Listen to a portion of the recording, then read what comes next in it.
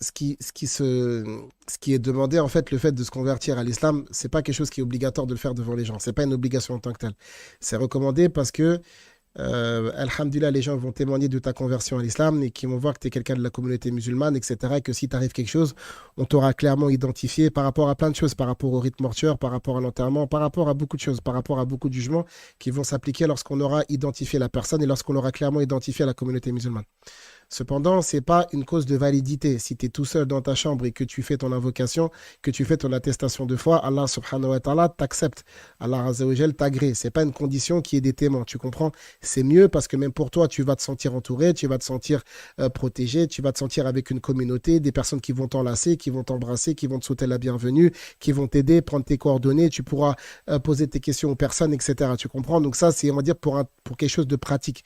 Mais ce qui t'est réellement demandé, sincèrement et vraiment profondément demandé, c'est que lorsque tu vas prononcer la parole, l'attestation de foi, La ilaha illallah Muhammadan Rasulullah, il faut que tu saches vraiment ce que ça veut dire.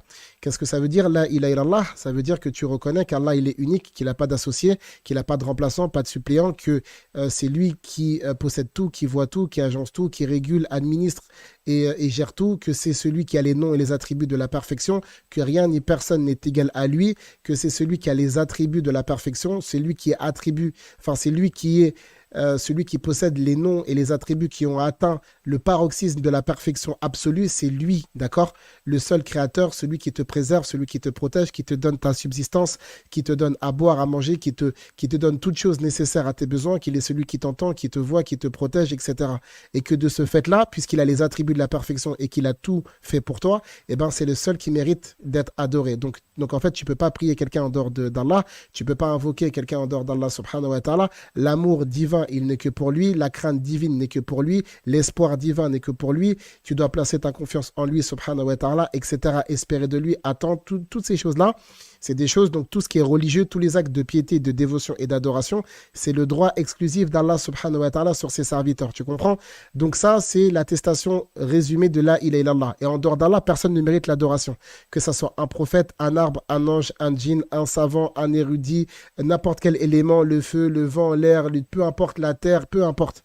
Rien ni personne, nul ne mérite l'adoration en dehors d'Allah. Et c'est ça que ça veut dire, La ilaha illallah. La ilaha illallah, ça ne signifie pas qu'il n'y a pas de Seigneur en dehors d'Allah, ça signifie que rien ni personne ne mérite l'adoration en dehors d'Allah subhanahu wa ta'ala. Voici le sens de la parole La ilaha illallah. Maintenant, le fait de reconnaître que Mohammed alayhi salatu wassalam, c'est le messager d'Allah, ça veut dire que tu reconnais que Mohammed c'est un homme, donc c'est pas un être surhumain, c'est pas un être mi-homme, mi-dieu, mi-divin et mi-homme, non, c'est un homme qui est créé de chair et de sang comme toi, il est constitué de la même manière que toi, il a été créé pour la même chose que toi, c'est adorer Allah subhanahu wa ta'ala. Cependant, il a reçu une grâce supplémentaire à nous, c'est qu'il a reçu la révélation.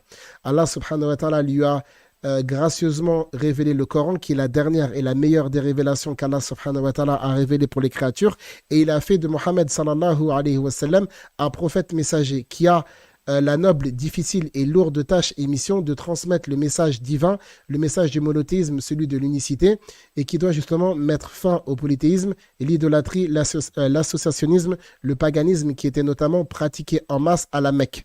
Et reconnaître que c'est un homme véridique, un homme digne de confiance, quelqu'un de sincère, qui n'a pas menti dans sa révélation, qui a transmis fidèlement le message, et on se doit de croire à on se doit de croire aux choses au sujet duquel il nous a informés sur le passé, le présent et le futur dans le monde de l'invisible et dans le monde visible. D'accord?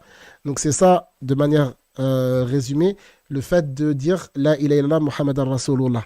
À partir du moment où tu es d'accord avec ces deux attestations, que tu es d'accord avec les piliers de l'islam et les piliers de la foi, eh ben, tu peux, n'est-ce pas, sans plus attendre, prononcer ton attestation de foi qui t'ouvrira la porte de la communauté musulmane et tu seras compté parmi les musulmans et tu seras notre frère et notre sœur et tu auras tous les droits justement dont les musulmans jouissent, alhamdoulilah. Qu'Allah te facilite et si tu as besoin, tu peux nous contacter, Inch'Allah. J'espère que j'ai répondu à ta question.